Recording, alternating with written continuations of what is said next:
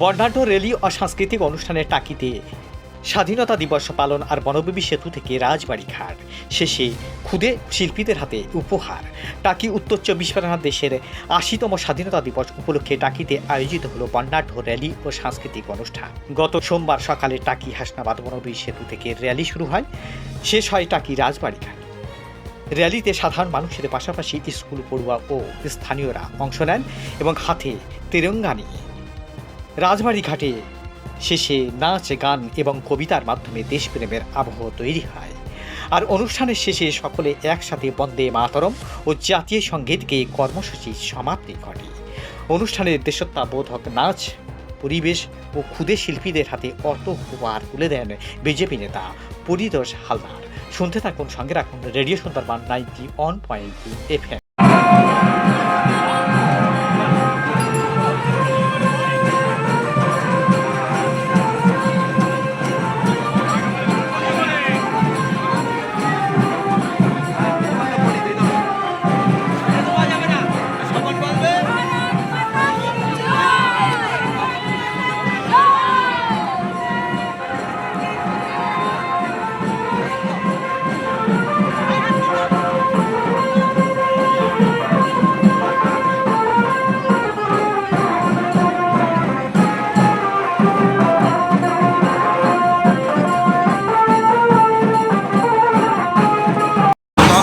জাতীয় পতাকা উত্তোলন করুন, সেই তারই অংশ হিসাবে আজকের এই তিরঙ্গা